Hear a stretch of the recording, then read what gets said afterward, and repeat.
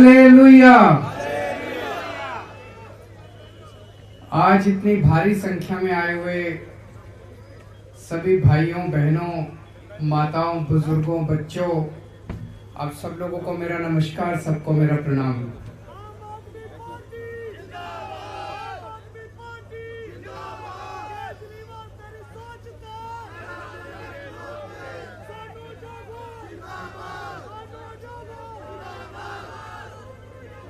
सबसे पहले मैं आर्क बिशप साहब को नमस्कार करना चाहता हूँ। उन्होंने इतने खूबसूरत तरीके से, इतने खूबसूरत शब्दों में जिस तरह से हमें हालेलुया का कैसे शुरू हुआ ये शब्द, इसका मतलब क्या है समझाया, प्रभु यीशु मसीह के जन्म के बारे में सारी बातें समझाई। यहाँ पे आए हुए सभी पास्टर्स, फादर्स, प्रीस्ट्स, सबको मैं प्रणाम करना चाहता हूँ, जिनका सबका आशीर्वाद अगर हम लोगों को हमेशा मिलता रहे तो हम सबके जीवन में खुशहाली आएगी, सबके जीवन में तरक्की होगी। आज इतनी भारी संख्या में आप सब लोग जो आए हैं, मैं देख रहा हूँ यहाँ पे हिंदू हैं बहुत बड़ी संख्या में, यहाँ पे सिख हैं बहुत बड़ी संख्या में, यहाँ पे कुछ मुस्लिम भाई भी हैं और यहाँ पे क्रिश्चियन भाई भी हैं। यही तो अपने पंजाब की खूबसूरती है, जो भी सभी धर्मों का, सभी जातियों का अपना भाईचारा है। और पंजाब के 3 करोड़ पंजाबी धर्म और जाति से ऊपर उठ के एक मुट्ठी की तरह एक साथ मिलके पंजाब में रहते हैं। ये पंजाब की सबसे बड़ी खूबसूरती है। और इसी भाईचारे से, इसी एकता से इन लोगों को डर लगता है। अभी आप सब लोगों ने पूरी एकता, इतनी जबरदस्त एकता दिखाई जब 3 किसानों के खिलाफ कानून लागू हुए। पंजाब के लोगों ने उसकी अगुवाई की, आंदोलन की। पंजाब के 3 करोड़ लोगों ने जब अगुवाई की तो सारा देश खड़ा हो गया। और जब सारा देश खड़ा हो गया तो सरकार को झुकना पड़ा और सरकार को 3 कानून वापस लेने पड़े। ये पंजाब की खूबसूरती है, ये पंजाब की एकता की और भाईचारे की खूबसूरती है। इन लोगों को, सब लोगों को इस भाईचारे से डर लगता है, इस एकता से डर लगता है। पिछले 1 हफ्ते में पंजाब में जो घटनाएं घटी हैं उसको लेके मैं बहुत चिंतित हूँ, बहुत दुखी हूँ। आप सब लोग भी बहुत दुखी हैं, मैं जानता हूँ। कल जैसे लुधियाना में बॉम्ब ब्लास्ट हुआ, उसके 1 हफ्ता पहले श्री हरमंदिर साहब जी के दरबार साहब में, बताइए सबसे बड़ा आस्था का केंद्र, वहां पे जाके किसी ने श्री गुरु ग्रंथ साहब जी की बेअदबी करने की कोशिश की।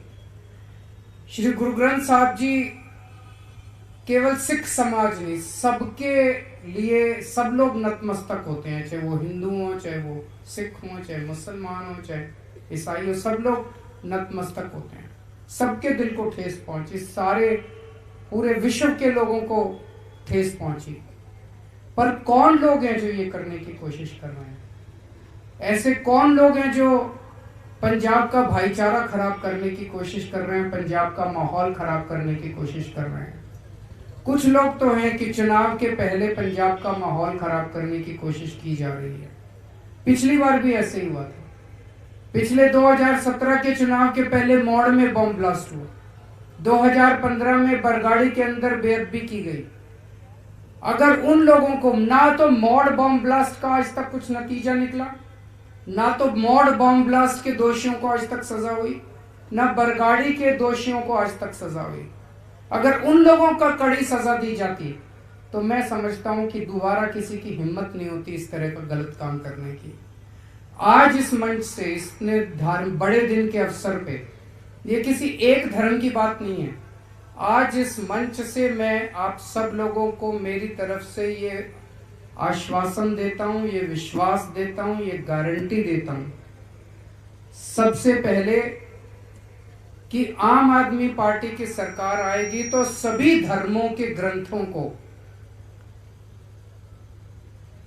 किसी भी धर्म की बेअदबी, किसी भी धर्म के ग्रंथ की बेअदबी नहीं करने दी जाएगी। अगर कोई भी करेगा, आज तक जितने बेअदबी के किस्से हुए, आज तक जितने बेअदबी के कांड हुए, उन सब लोगों को समयबद्ध तरीके से, उनके मास्टरमाइंड को आप सोचने की कोशिश कीजिए कि दरबार साहिब जी ने में जिस शख्स ने बेअदबी करने की कोशिश करी, उस शख्स को किसी ने भेजा था, वो शख्स खुद नहीं आया था, उसके पीछे कोई है। जब तक जो है उसके पीछे बड़ा आदमी, जब तक उसको पकड़ के सबके सामने सख्त से सख्त सजा नहीं दी जाएगी, तब तक ये किस्से होते रहेंगे। जो बेअदबी करने आता है वो तो मोहरा है, मोहरे को पकड़ के सजा देने से कोई फायदा नहीं है। उसको भी मिलनी चाहिए सजा, लेकिन मास्टरमाइंड को पकड़ के उसको ऐसी सजा दी जानी चाहिए, उसको बेनकाब करना चाहिए सारे समाज के सामने। चाहे बाइबल की बेअदबी हो, चाहे गुरु ग्रंथ साहब जी की बेअदबी हो, चाहे कुरान शरीफ की बेअदबी हो, चाहे गीता की बेअदबी हो, चाहे रामायण की बेअदबी हो, चाहे किसी ग्रंथ की बेअदबी हो, बर्दाश्त नहीं की जाएगी। आम आदमी पार्टी पंजाब को एक अच्छी, ईमानदार, सख्त और स्थिर सरकार देगी। जब ऐसी सरकार होगी, सख्त, स्थिर और ईमानदार, तभी बेअदबी के कांड रुकेंगे, तभी न्याय मिलेगा, तभी पुराने दोषियों को सजा मिलेगी।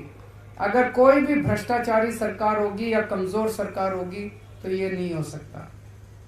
दूसरी बात, आज हम बड़ा दिन मनाने के लिए इकट्ठे हुए हैं। जीसस क्राइस्ट के जीवन से बहुत प्रेरणा मिलती है। मैंने अपने जीवन में, जब मैं कॉलेज में पढ़ता था, कॉलेज से निकलने के बाद मैंने टाटा स्टील में कुछ साल नौकरी करी। उसके बाद मैं टाटा स्टील से छुट्टी लेके, नौकरी छोड़ के मदर टेरेसा के यहाँ काम करने चला गया। मुझे याद है वहां पे कलकत्ते में मदर टेरेसा के आश्रम थे। काली घाट में उनका एक आश्रम था। उस आश्रम में मैंने कई महीने काम किया। कलकत्ते में गरीबी बहुत ज्यादा है, तो कई भिखारी जो हैं वो सड़क के किनारे पड़े होते हैं, उनके बड़े बड़े घाव हो रहे होते हैं उनके शरीर में, और उन घाव के अंदर कीड़े मकोड़े चल रहे होते हैं। ऐसे लोगों को हम उठा के लाते थे, उनकी सेवा करते थे, उनको नहलाते थे, उनके दवा दारू करते थे, उनको खाना बनाते थे, उनके लिए खाना खिलाते थे। ये कई महीने तक मैंने उनके साथ सेवा की। उस वक्त ये पता चला कि गरीबों की सेवा करने से अंदर कितना आनंद मिलता है। जीसस क्राइस्ट के पूरे जीवन से यही सीखने को मिलता है। पूरा जीवन उन्होंने गरीब से गरीब लोगों की सेवा की है, निस्वार्थ भाव से। लोगों ने उनको खूब गालियां दी, लोगों ने उनको खूब गलत बातें कही, उन्होंने सबको माफ कर दिया। सोचो उनका अंतिम समय, उस दृश्य की परिकल्पना करो। अंतिम समय जब कुछ लोग उनको, उनके शरीर में कीले ठोक रहे हैं, उनके हाथ में कीले ठोक रहे हैं, उनके पैरों में कीले ठोक रहे हैं, उस वक्त वो प्रभु से पूरे प्यार भरे दिल से, उनके मन में प्यार छलकता है उन लोगों के लिए जो कीले ठोक रहे हैं उनको, और वो प्रभु से क्या इच्छा करते हैं? हे प्रभु, इनको माफ कर दे, इनको पता नहीं है क्या कर रहे हैं।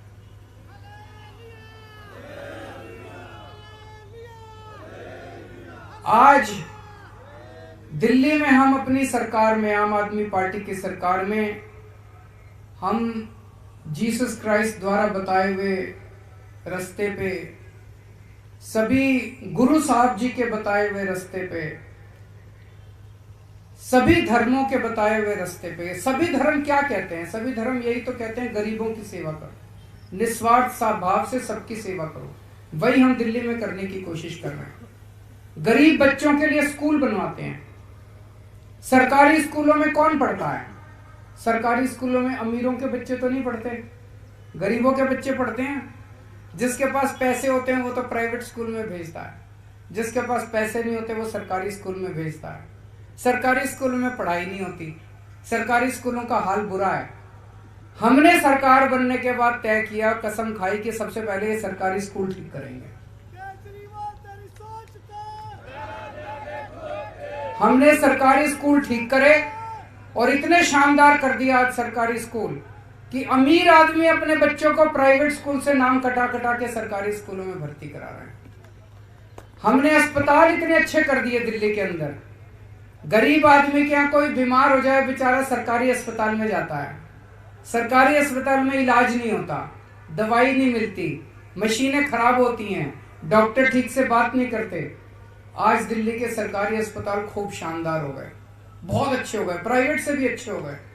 और हमने एक सुरक्षा चक्र बनाया है सारे दिल्ली वालों के लिए कि अगर कोई भी बीमार होगा, ये धर्म की बात है, सब लोग ध्यान से सुनना, अगर दिल्ली में कोई भी बीमार होगा, खांसी हो चाहे बुखार हो चाहे कुछ भी हो, सारी दवाइयां फ्री, सारे टेस्ट फ्री।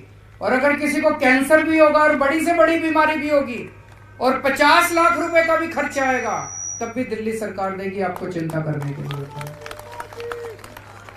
सारा खर्चा, आपके इलाज का सारा खर्चा सब लोगों के लिए, चाहे अमीर हो चाहे गरीब हो, दिल्ली के 2 करोड़ लोगों के लिए सारा इलाज मुफ्त है, टेस्ट मुफ्त है, दवाइयां मुफ्त है, सर्जरी मुफ्त है, ऑपरेशन सब कुछ मुफ्त है। अब पंजाब में भी करेंगे, करना चाहिए कि नहीं करना चाहिए?